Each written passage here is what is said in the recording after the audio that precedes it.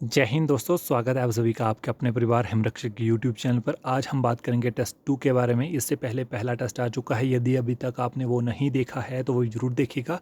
Because जो students हमारे HP police की, फॉरेस्ट गार्ड की, पटवारी की, चाहे एचपी पीएससी की किसी भी क्लास 3 एग्ज़ाम की तैयारी कर रहे हो, उन सभी एग्ज़ामों के लिए वीडियो काफ़ी इंपॉर्टेंट है। वीडियो को एंड तक जरूर देखिएगा। देखिए, पहला क्वेश्चन है, इस वीडियो को अटेम्प्ट करने की कोशिश करें। क्या है? The rate at which RBI gives short term loan to commercial bank is called. क्या कहा जाता है? देखिए, आज हम क्लियर करेंगे इकोनॉमिक्स की 4 टर्में: repo rate, reverse repo rate, bank rate, cash reserve ratio या रेट। तो देखिए, करें अटेम्प्ट पहले। तो इस क्वेश्चन का सही जवाब है आपका A is the correct answer. अब बात आती है रेपो रेट क्या होता है और रिवर्स रेपो रेट क्या होता है। ठीक है, रेपो रेट क्या होता है और रिवर्स रेपो रेट क्या होता है, इसे नेक्स्ट स्लाइड में समझेंगे। अब देखिए, रेपो रेट क्या होता है और रिवर्स रेपो रेट क्या होता है। देखिए, यदि हम इसे एक एग्जाम्पल के थ्रू समझें, ठीक है, ये हो आप, ठीक है, फॉर एग्जाम्पल यदि आपके पास पैसे नहीं हैं, ठीक है, और आपको पैसे चाहिए, आप कहाँ जाओगे? आप जाओगे बैंकों में, ठीक है। बैंक में आप लोगे लोन, ठीक है, और बैंक आप पर लगाएगा इंटरेस्ट, जहाँ फिर हम बोलते हैं ब्याज देते हो आप किसी भी टर्म पर। 20,000 ली तो 20,000 पर ब्याज होगा, 30,000 ली तो 30,000 पर ब्याज होगा, ठीक है। यदि अभी तक आप सिर्फ और सिर्फ इतना समझें, यदि आपके पास पैसे नहीं हैं, मीन्स आपके पास पैसों की कमी है, आप बैंक में गए तो आपने वहाँ पर रकम ली और उस पर लोन पर आपको लगेगा इंटरेस्ट। इतनी सी बात हुई क्लियर। हम समझ रहे हैं रेपो रेट क्या होता है।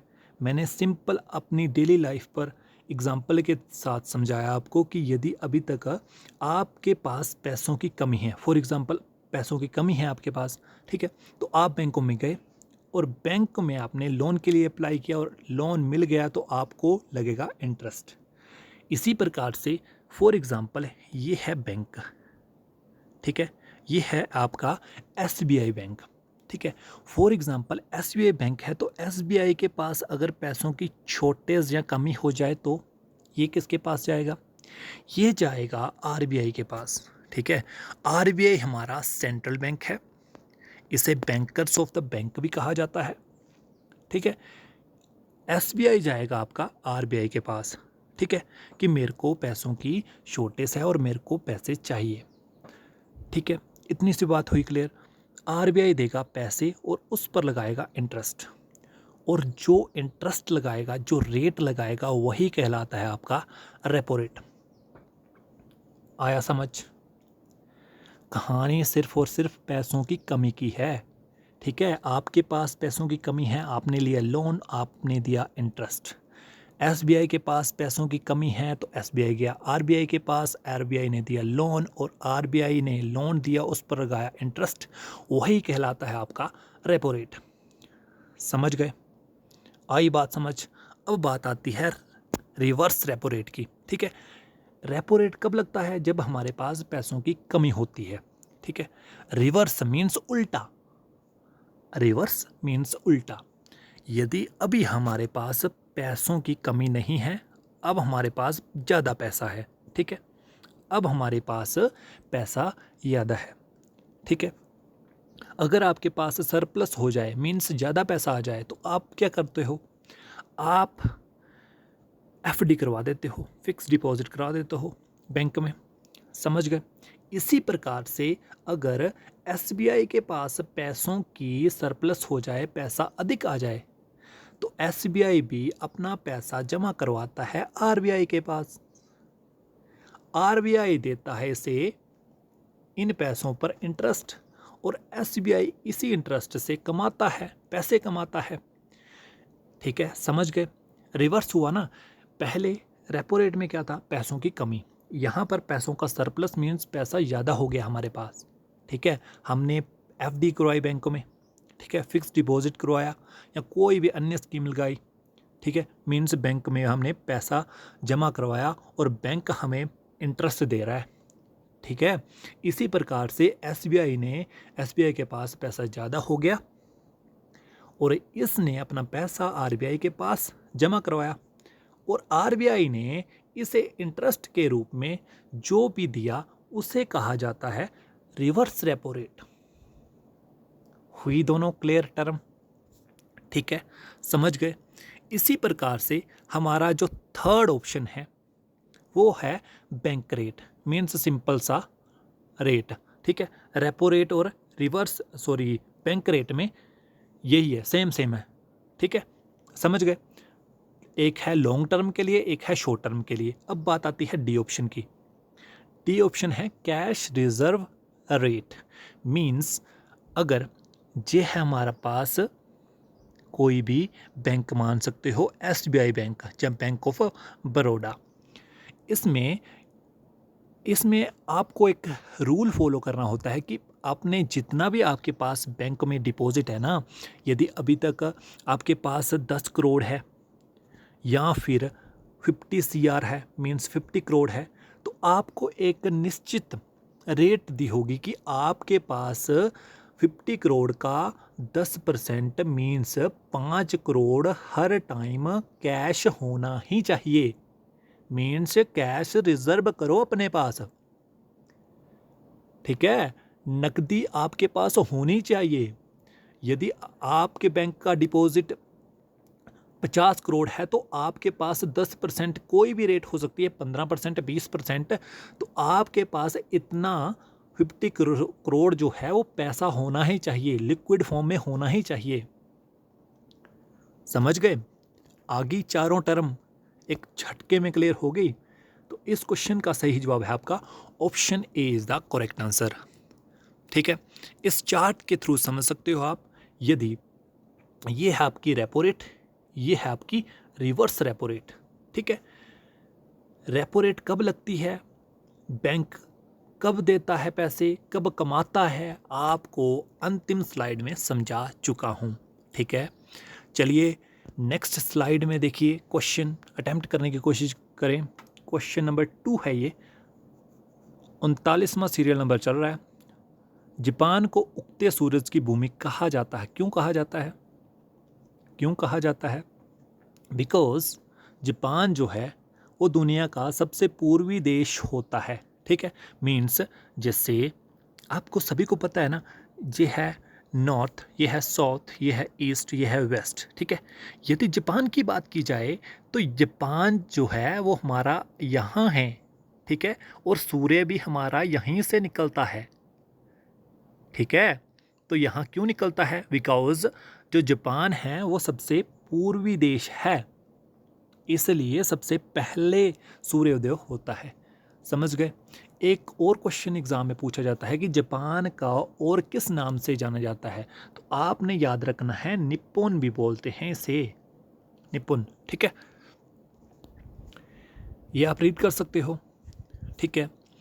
क्वेश्चन आपको इस प्रकार से भी आ सकता है कि जापान को और क्या कहा जाता है, और क्या कहा जाता है? निप्पॉन, ठीक है। और भी इसे कहा जाता है, Japan is called land of rising sun, उगते सूरज की भूमि भी कहा जाता है, समझ गए। नेक्स्ट क्वेश्चन है आपका,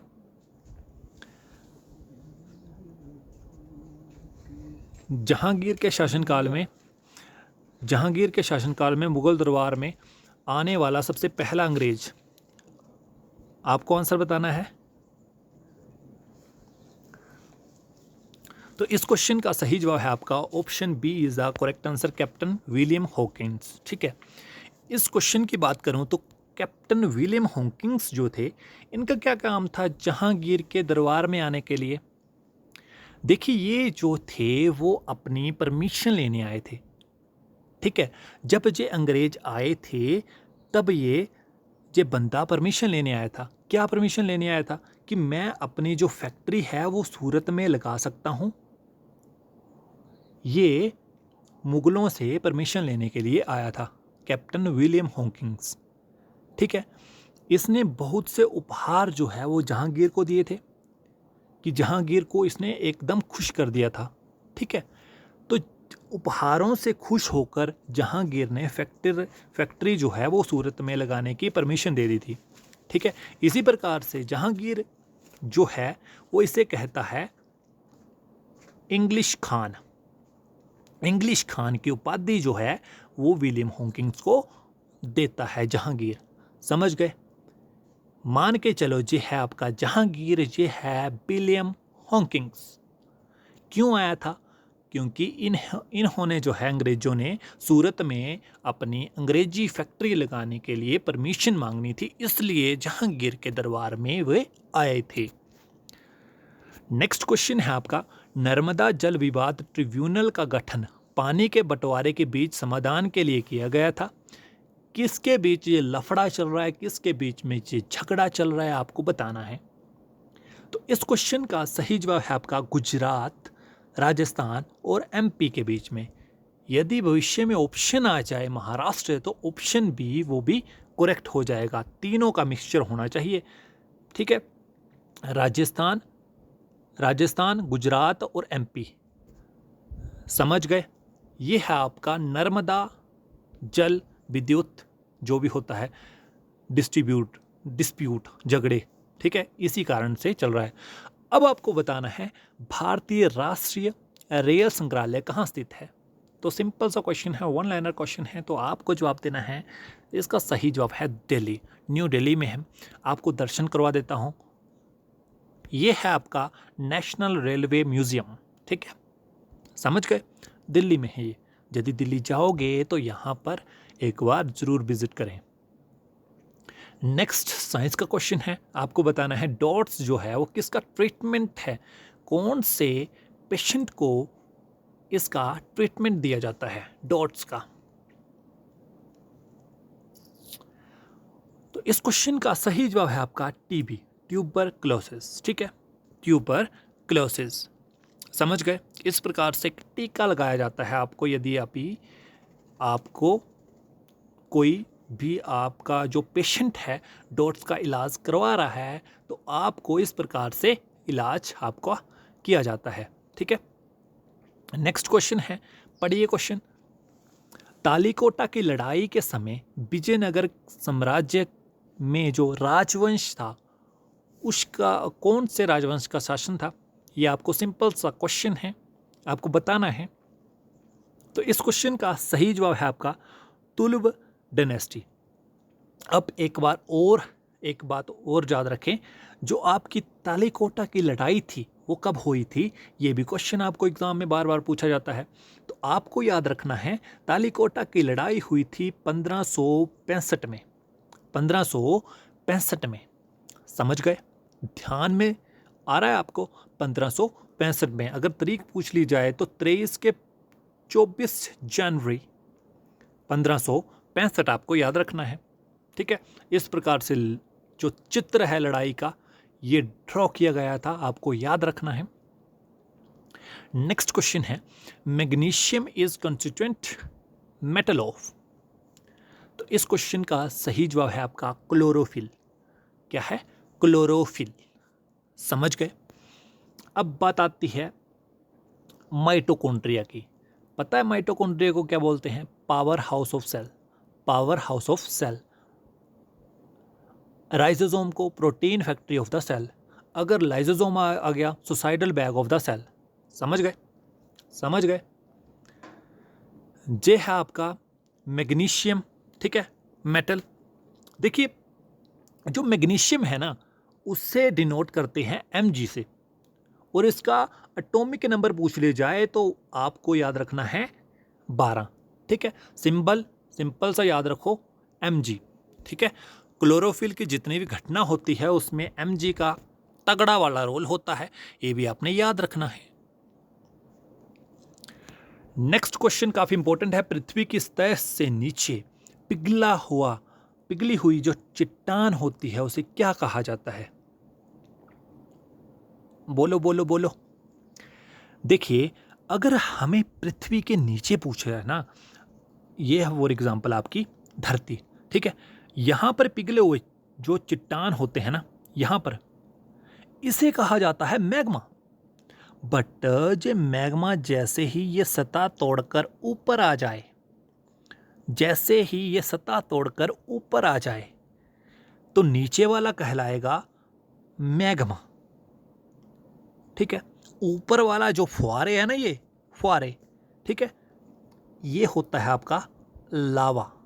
ठीक है, जो आपको वोल्केनो घटना होती है वो इससे संबंधित है। ठीक है, समझ गए। अगर आपको नीचे पूछ लिया जाए तो मैग्मा, ऊपर पूछ लिया जाए तो लावा। इसे एक पिक्चर के थ्रू समझो। पिक्चर आपके लिए काफ़ी इंपॉर्टेंट है। यदि पृथ्वी के नीचे है ना तो आपका आएगा मैग्मा, यदि पृथ्वी के ऊपर है ना तो आएगा आपका लावा। ठीक है, ये है आपका वोल्केनो। अब बात आती है वोल्केनो। ठीक है, अब अगर मैं बोलूँ फॉर एग्जांपल, ये ऐसे है ना, ये ऐसे और ये ऐसे, इसका मुंह जो है ना वो कहलाता है आपका क्रेटर। क्या कहलाता है? क्रेटर।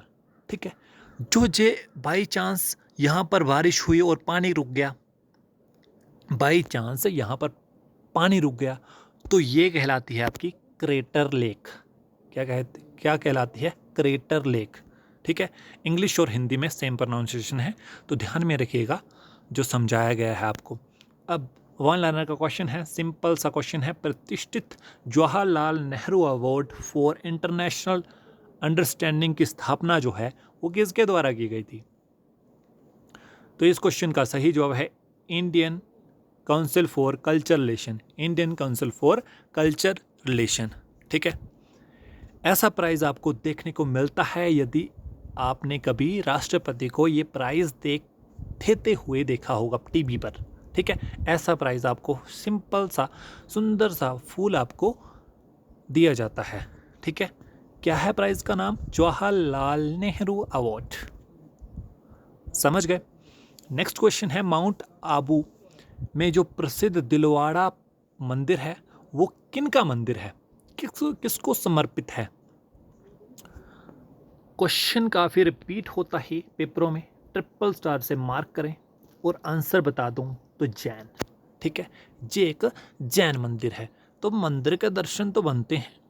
ये है आपका मंदिर दिलवाड़ा मंदिर, जो कि आपकी माउंट आबू में है। समझ गए। नेक्स्ट क्वेश्चन है आपको बताना है आवाज़ की मापन की इकाई आपको बतानी है the unit of measurement of noise. Noise किससे मेज़र की जाती है? तो सिंपल सा याद रखिएगा, डेसिबल। क्या बोला मैंने? डेसिबल। हिंदी में भी ऐसे बोलते हैं, इंग्लिश में भी ऐसे बोलते हैं। ठीक है, कंफ्यूज ना होइए। ठीक है, अगर बात करूं बी ऑप्शन के हर्ट्स, तो ये किसकी है? ये है आपकी फ्रीक्वेंसी की। ये है आपकी फ्रीक्वेंसी की। ठीक है, अब बताना है आपको जो रेफ्रिजरेटर होता है उसमें आमतौर पर इस्तेमाल कौन से कूलेंट का किया जाता है? याद रखिएगा, सिंपल सा है फ्रियोन। सिंपल सा है फ्रियोन। ठीक है, रहेगा याद, रहेगा याद। अब 54 ध्यान से देखिए, क्वेश्चन काफ़ी इंपॉर्टेंट है, बिल्कुल आसान क्वेश्चन है। गांधी जी के जो राजनीतिक गुरु के रूप में किन्हें माना जाता है, किसे जाना जाता है? क्वेश्चन आपको किसी भी रूप में आ सकता है, तो दीजिए जवाब। ऊपर वाला नहीं, नीचे वाला है, गोपाल कृष्ण गोखले। ठीक है, समझ गए। गोपाल कृष्ण गोखले, जो कि गांधी जी के राजनीतिक गुरु के रूप में जाने जाते हैं। अब पढ़िए और जवाब देने की कोशिश करें। निम्नलिखित में से कौन सा संवैधानिक संशोधन अधिनियम मौलिक शिक्षा के रूप में मौलिक अधिकार से संबंधित है? तो इस क्वेश्चन का सिंपल सा उत्तर है 86 अमेंडमेंट। 86 अमेंडमेंट। यदि आपको आर्टिकल पूछ लिया जाए तो 21A। अगर आर्टिकल पूछ लिए जाए तो 21A। ठीक है, समझ गए। Last question of the video attempt करें और छुट्टी करो। दुनिया का सबसे बड़ा द्वीप हर एक स्टूडेंट को आता है। जिसके 15 में से 15 गलत गए हैं ना, वो फिर अपना अपना देख लो। ये क्वेश्चन आपके लिए बिल्कुल लड्डू क्वेश्चन था। Greenland is the correct answer. देखिए, अभी तक आप वीडियो देख रहे हो तो आप एक डेडिकेटेड स्टूडेंट हो। आपको अपना लक्ष्य जो है वो मिलकर रहेगा, आप पहुंचकर ही रहोगे वहाँ पर। ठीक है, सिंपल सा। जिन स्टूडेंट का भी उत्तर आएगा, मैंने लास्ट में क्वेश्चन तो पूछना ही होता है। बताओ, आज की वीडियो में हमने डिस्कस किया बैटल ऑफ तालिकोटा। तालिकोटा कब हुई? ठीक है, आपको सिंपल सा एयर बताना है 4 अक्षरों का। कमेंट में लिखो। अभी नहीं लिखा है तो कमेंट में जल्दी से टाइप करो। मेरे को यकीन हो जाएगा कि हमारे जो स्टूडेंट है वो काफ़ी डेडिकेटेड स्टूडेंट है, उन्होंने इसका उत्तर जो है वो अच्छे से दिया है। ठीक है, जवाब दो। अगर हिंदी वाले लिखने हैं तो हिंदी वाले बताओ मेरे को। जो आपकी तालिकोटा की, हिंदी वाले, तालिकोटा की लड़ाई किस वर्ष हुई थी, ये आपको बताना है। मैंने वीडियो में डिस्कस कर रखा है ऑलरेडी। यदि अभी आपने अच्छे से वीडियो देखी है तो आपको जवाब देना आसान हो जाएगा आपके लिए। इस वीडियो में बस इतना ही। यदि ये सीरीज़ जो है वो पसंद आ रही है ना आपको, तो आप इस वीडियो को एक लाइक कर सकते हैं, बिकॉज आपके एक लाइक से हमें मोटिवेशन मिलता है। वीडियो को ज़्यादा से ज़्यादा बच्चों में सर्कुलेट करना आपकी जिम्मेवारी है, बिकॉज मेरी रिस्पॉन्सिबिलिटी है आप तक पहुँचाना। मेरी टीम में, हिमरक्षक टीम में ज़्यादा बंदे नहीं हैं। ठीक है, हिमरक्षक टीम में जो परिवार बनता है ना, वो सिर्फ़ और सिर्फ आप सभी के लिए, आप सभी की वजह से बनता है। ठीक है, हिमरक्षक परिवार के आप सभी जिम्मेवार सदस्य हो, तो आपको अपनी रिस्पॉन्सिबिलिटी समझनी है। वीडियो को ज़्यादा से ज़्यादा बच्चों में शेयर करें। इस वीडियो में बस इतना ही। मिलते हैं नेक्स्ट वीडियो में, तब तक आप खुश रहिएगा, पढ़ते रहिएगा। धन्यवाद। जय हिंद, जय हिमाचल।